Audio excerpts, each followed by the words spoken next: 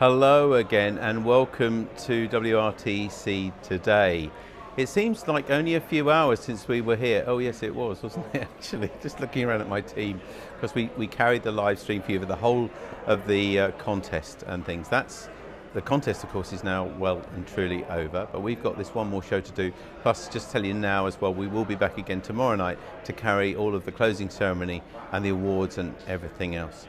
But I've got a couple of people with me now who you haven't really seen at all, well, except for Lawrence maybe on the air. We're going to show you now these two guys. It's John M5ET and Lawrence M0LCM. And you've been a part of a team along with Jonathan G4IVV, who unfortunately can't be with us, but the three of you are the ones we posted to be out with all of these sites, weren't you, on the last, on the whole of the 24-hour contest. So how do you feel? John, first, how do you feel now? And you know, you were brought in relatively late to this project, so how did you enjoy it? Yeah, I mean, as you say, it was kind of a late start with me jumping in with a couple of weeks to go, something along those lines. But obviously the organisation was there already, we knew what we were going to be doing, or at least had an idea of it. So turning up Friday evening, everything was already prepped, you know. The hard work you guys had done throughout the week was obvious, because when I got here it was, okay, here's the equipment you're going to need, here is the vague idea of what we want, but use your artistic license when you're out, crack on with it, good luck. And well, that was pretty much it, wasn't it? I mean, the thing is, we talk about the 50 stations as if they're all near each other, but they're not. And not only are they not really very near each other, some of them, but they're in quite difficult terrains, aren't they, Lawrence? You were telling me that's your car is not the 4x4 that you thought it was. No, Toyota Yaris is not particularly known for ground clearance, but no, I mean, a lot of it is agricultural land. So you are talking about stations parked on the edge of a field where the farmers have given permission for us to set up these stations. Some of the sites have got restrictions on, you know, sticking to tracks because they've got nesting birds, lots of wildlife. They are quite protective of the nature of their sites. So, yeah, lots of restrictions on that, which means you're going along a track that is normally used by tractors and Land Rovers. A bit more difficult in the car. I mean, you think with all the dry conditions we've had that doesn't sound too bad, but actually I'm still blowing dust out of my nose. I was going to say sand, dust and everything else. I mean, yeah, we went and did some filming dusty, there, and I know what it was like. We were sliding around, drifting almost on some of that. So. And you sort of get out the car, grab the camera and go, the lens is a little bit dusty. Yeah. But yeah, no, very spread out, as you said, sites and rural. So you look at a map and you go, oh, well, there's 4 sites, 4 stations on this side, that'll be easy. Till you arrive there and you look and you go, that's about 1 kilometre away, because the aerial's that big in the distance, versus I can see another one that way, well, that's another kilometre that way. So you don't really want to carry your camera and all your equipment, so you're driving around the sites. And then, of course, once it got dark, I guess that was added another element for you, John, and you really are, you know, you've dropped into this. Was that more difficult than you thought? So as it started to get darker, obviously there was a few more challenges figuring out exactly where the tracks were, because some of the fields that we visited had very clear marked tracks around the boundaries, but some of them were more open or sort of very short grass and foliage, and therefore finding the wheel tracks we needed to follow to make sure we were on the tracks and respecting the landowners, not sort of leaving those tracks and going straight across the middle of their favourite crops, for example. Yeah, of course. Finding that was obviously a slightly trickier one. And then dodging sheep. Oh yes, and the sheep that were very keen on the road tracks, because of course they're short enough that the sheep could quite happily sit down on them without sitting on a thistle. Oh my word. And it's probably a bit warmer. And there's some lovely footage you'll see in one of the clips that we took last night when we were with Jonathan in his camper van. The three of us went out to a couple of sites after dark, and there's this lovely bit of footage we picked up of some sheep in front of us as we're driving down, and all you can see is our headlights, the dim grass around it, and then this cluster of 5 sheep walking away from us. Goodness me. Well, it sort of sounds fun, but of course it's a very serious use, because we can sit here in this nice air-conditioned studio for that 24 hours. It was hard of us to keep awake, but you were challenged to actually bring the pictures to us. And although we had the ability, by using satellite technology, to be live, we couldn't, of course, because most of the stations have got identifying features which we couldn't show, call signs in particular. They were written on various places, weren't they, that some of you saw. Not obvious ones that we thought, and so we had to edit the films when we got them back. Contestants, obviously, you know, it's the first time they've ever used this call sign, and most of them, well, in fact, I don't think many people have ever used an MB call sign. because it's not been issued before No. this contest. So they all had to get used to it. So yes, we saw call signs written on hands, arms. Didn't check other body parts, but plenty of options. I saw Sharpies lying on tables, so it might have been written on other things. But people trying to remember their call sign, and then you can hear their teammate going, "No, we're 3, not 5," and things like that, because they're realising that mixing up the call signs and getting it correct is important. Otherwise, you're going to lose that QSO. And of course, the other challenge with that is when they're using sideband, so voice. Every contest exchange or every second contest exchange includes that identifying call sign. Yeah. So they're saying their own call sign half the time as well. And we just couldn't use which would have made it even more difficult for it to be live. You were there to bring us the content, but then Rob and Dom were mainly editing all of this out. And if you've ever edited still photography at home, you probably find that's quite easy. You try doing it to live video, a whole complete live videos, we're moving targets. There were lots of bits of blurring going on, so credit to Rob and Dom as well, who were here, taking all your the footage, which we call rushes, as they came, and then converting them into something we could safely use. Yeah. And I know that between them, and we might have a chance to talk to them later about it, they had to each check each other's work all the time for anything hidden. So it's very difficult to film an operating station without catching a call sign on a bit of paper, or someone's hand, or on the logging screen. And of course the logging screen, more importantly, has the log, which is secret to the station because it's giving information about that station's progress.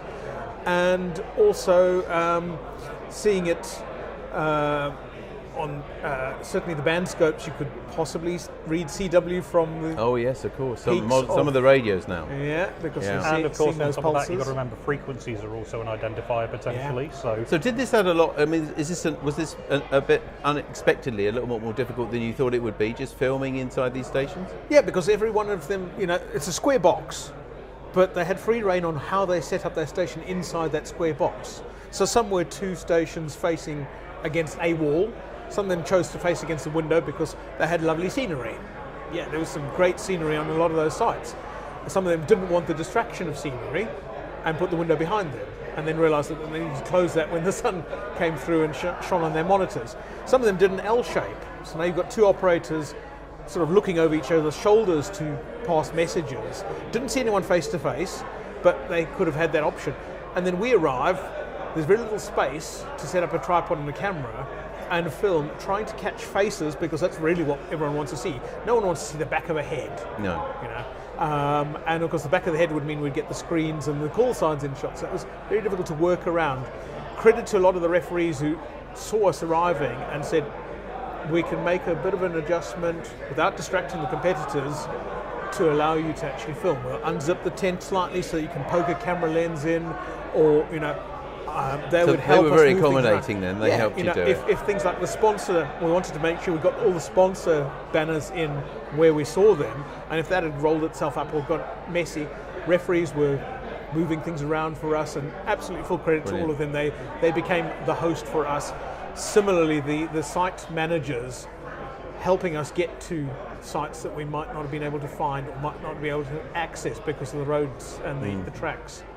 Yeah, so it does sound like a real challenge. Thank you so much for all your hard work out there overnight. I mean, relatively speaking, we were cosy here. It was a long night, and as it was for you, but you did have the hard work to do it there. And as I mentioned it once before, but Jonathan, G4IVV as well, we must thank him as well. He was part of that team. He just can't be here with us tonight. So thank you very much for that. Well, during the 24 hours of the contest, our media team created 11 short videos with content from the contest sites. We've put some of them into footage together into this site megamix for you to enjoy.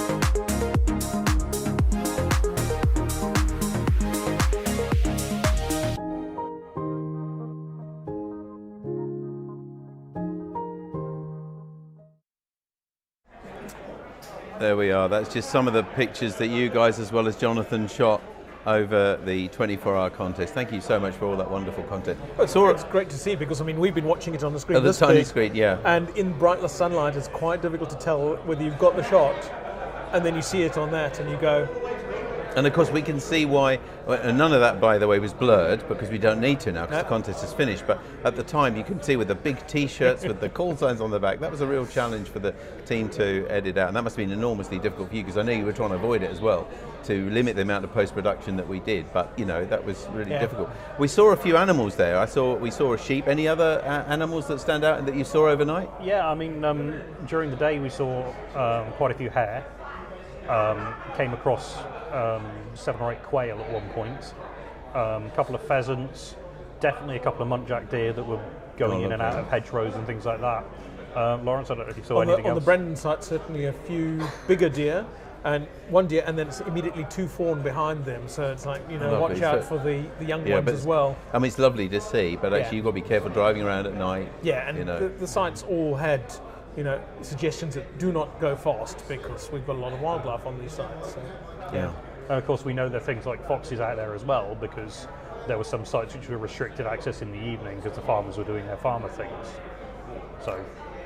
Now, one thing you couldn't really do, and you didn't have time to do and look at, and then I know that obviously the stations couldn't, is look at all of the software that we were able to do, because we were commentating on what was happening with those 24 hours. And if we can have a look at the screen now, Tammy's the video mixing this now, you can just see this. Now, I should say that yet again, every hour at least, we were telling everybody these were always indicative scores. There was a small Raspberry Pi computer in a box in there that was sending this data to the WorldRadioLeague.com servers to give us this sort of data. This is sort of kind of frozen now, and it's kind of out of date as well, because they're going to update some of the, if we look at some of the stations at the bottom, it looks like they weren't operating. There's one there with 0, but actually wasn't like that. But I thought I'd show you, and also just to remind our audience that at all times this was only indicative marking. Yeah.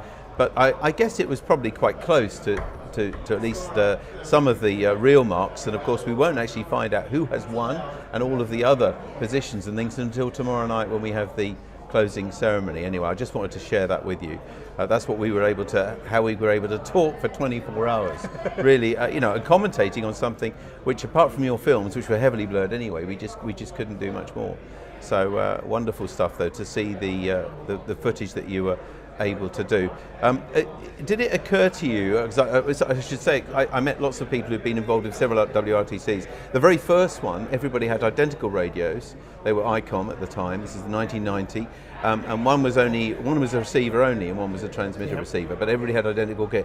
Now this must have looked a complete mix of technology, because apart from the power restriction, that's the main limitation, there were so many different radios. So you must have seen almost anything there. There was no restriction on what you could bring at all.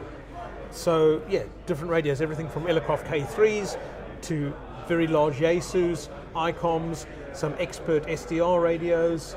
Of course, the main restriction was having them all turned down to 100 watts, because a lot of those radios can do more than 100 watts these days. Even the K3 can do 110, so it's turning it down. So obviously the contest power meters were in line to show the referees what the power levels were, and if anything was going slightly higher than it should do. But and I gather they had LEDs on them and to warn them as well. Yeah, did you see anything where anybody was going? I mean, if you had I was thinking that if the SDR wasn't perfect, maybe you might see the odd red light flash or something. I didn't see a single red light. I saw some orange lights, which I could see, SWR meters on screens, and it's like, they're in that area of the band where the dipole is not particularly resonant for sideband, for example, and they're getting a little bit of SWR, and the referees would have made their judgment call on, is this okay? Is it actually 100 watts? Is some of the power coming back that's giving us the power meter, and explaining it that way? But yes, they also had no restriction on the number of computers, type of computers, so some people had more than one laptop each, multiple monitors. And there was no limit to that. No, and everyone could use whatever logging software they were comfortable with. Obviously not internet-attached logging software. So you saw N1MM, you saw DXlog, you saw WinTest, you saw plenty of others. Some had their own plugins to give themselves their own scoreboard and their own tactics. Wow. So they'd written stuff which they were allowed to do, so it could take their logs locally and show them, we've missed these bands, we've missed these mults, and help them actually make those targets. As I was talking to some of the previous contestants in this, it was fun to find out how they messaged each other now, because in the old days, of course, they just talk to each other and say, shall we try 20, 40, or whatever, different modes. But I gather lots of them now just send messages to each other, even though they're sitting right next door to each other. Yeah, and I could see one of the message screens on two of the stations, and it was, I'm sending you this station now to your frequency. So they would pass a station, one was on 20 meters and the other one's on 40. Even if they're on different modes, they'd say, I'm sending you this station, and they would tell that station what frequency the other and that's, of course, perfectly allowed, isn't it? Entirely and of course, you can work the same station in the two different modes. So multiple bands, multiple modes. Each of those gives you points. And did you see quite organised then? Oh, yes. Between them, and a lot of work on the strategy. See a pair that would work well together. I'm sending you. Can you send me? And some of it text, some of it just shouting across the table. John, I don't know if you're a contester or not regularly, in the past, yes. You have. So did you find it interesting seeing how the strategies were of these teams and how closely the partners worked with the main contester? Yeah, I mean, so I've actually done some time with the GR2 HQ team, which are the UK HQ station for this weekend's contest. And having seen it from kind of the other side doing it myself, and the way we pass things around, we obviously do that at a national level with 20 stations and so on and so forth, but seeing it with two people next to each other on a much smaller scale doing exactly the same thing, but seeing the effectiveness that they had with it. For example, the station I was with right at the end of the contest today, we had one chap on 20 metre sideband who picked up one multiplier that he then passed to his colleague who was on 40 metres CW, and then he had another multiplier come through which he then passed to himself on a second receiver on a different band. Of course, so he worked them on 20, flicked his receiver over to 10 metres and passed them to himself on 10 metre sideband, and worked them for the second multiplier on 10 metres because it was one they hadn't had on that band at all. But seeing the effectiveness of that both to one colleague and to yourself, the to yourself bit was the eye-opener for me. That's not such a common one, but they've got it so slick, and the teams that work together know how to do this stuff, and they must practice hours and hours and hours before they come to any of these events as a team of two. Some of these teams have never worked together before, so they might have only done a little bit of practice together, but have never done a major contest together. And this is the first time they've actually done something where it's all in.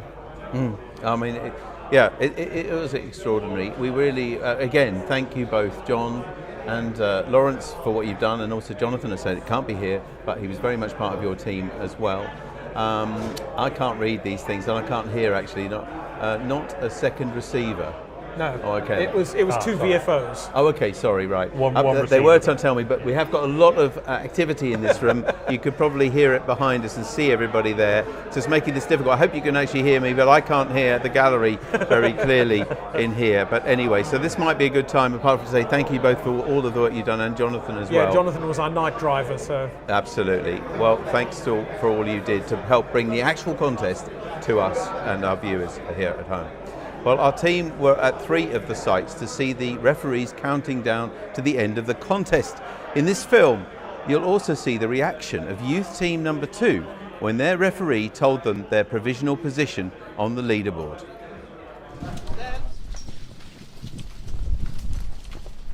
5, 4, 3, 2, 1, 0. That's it, guys.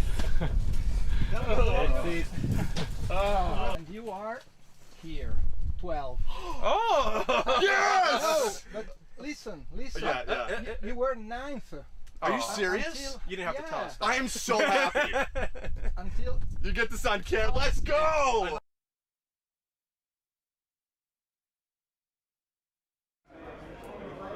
Well, there we are. We're coming to the end of this program now. We've called it WRTC Today. Now you're going to see.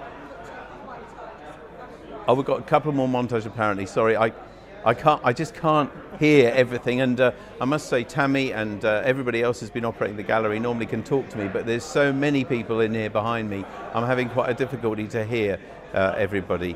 But Anyway, we are coming towards the end of our programme now, but we'd like to thank everyone who sent us in questions for us to answer on the live chat, and also photos to share their experience of WRTC.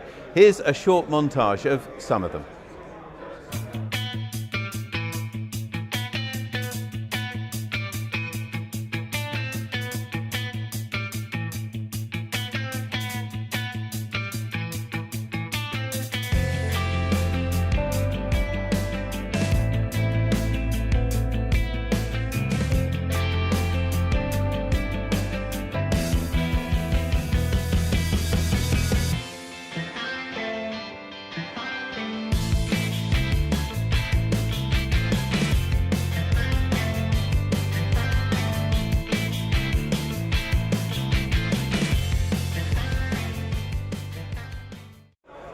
Some more of the background, what's been happening at WRTC. I'll remind you again that we are here again tomorrow for the closing ceremony and the awards, and our programme will again be here at 5:30. Don't go just yet though, because it's just coming up to 6 o'clock, but we've got a few more things to show you.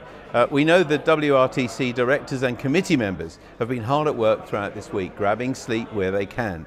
One of them did find the time to send us just a few photos to reflect what they've been doing.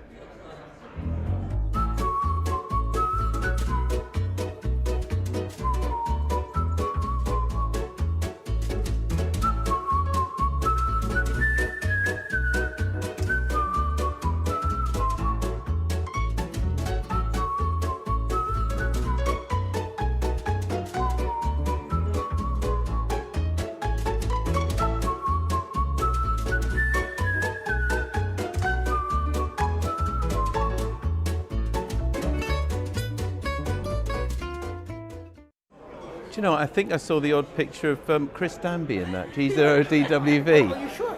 I think I did just spot in a couple of them. I just think, thank you so much for those immodest pictures, for sending us to those as well, Chris. Well, as you can see from behind me now, it's taken 11 people to create the content for the live stream over this whole week when we started on Wednesday night. So I'd like to bring all of them in front of you now to tell you how many people, and we've got Tammy just joining us now. By the way, it's her birthday today. She didn't want me to tell you that, so I won't, but it is her birthday today. Thank you to all of you. There's a quick introduction really. So Tammy has been mainly vision mixing. We've got Heather, who's been doing a lot of the content producing, and we've got Kevin, who's floor manager, sound and cameras. We've got Francesca, who's been helping Anna here, who's doing all the social media to get you people to actually have a look at us. We've got Dom behind us. Dom has been doing a lot of the editing behind the scenes, and of course some of the presenting as well, to give me a little bit of a break. And behind me is Rob, M0VFC as well, and of course we've still got John and Lawrence with us, and Jonathan. Pardon? And John is, oh yes, John is on the screen. I see, bottom left, you can see what Jonathan looks like there. So he's with us in spirit. And anyway, we do hope that you've enjoyed the commentary. I really want to thank, they did make me kind of the lead for this, but it really was like, it did run, I think, pretty much like clockwork, but just like a really good clock. It does mean that all the cogs need to work well together, and every one of these people, believe me, has made this happen. So if you've enjoyed what we've been doing since Wednesday night, then it's down to all of this team. So thank you for joining us for that. We hope you'll join us again tomorrow night for the very final programme, which we're bringing you the live stream of the closing ceremony and the awards. So we'll actually find out then, for real, who has won and who's won other awards. But from all of the team here, from the wonderful media team, thank you very much for joining us. And that's it, and we'll just leave it now for Tammy to rush off and pull the plug. And on that bombshell, once again, thanks guys very much. Couldn't have done it without you. What a wonderful team. Thanks very much for joining us. We'll see you again tomorrow.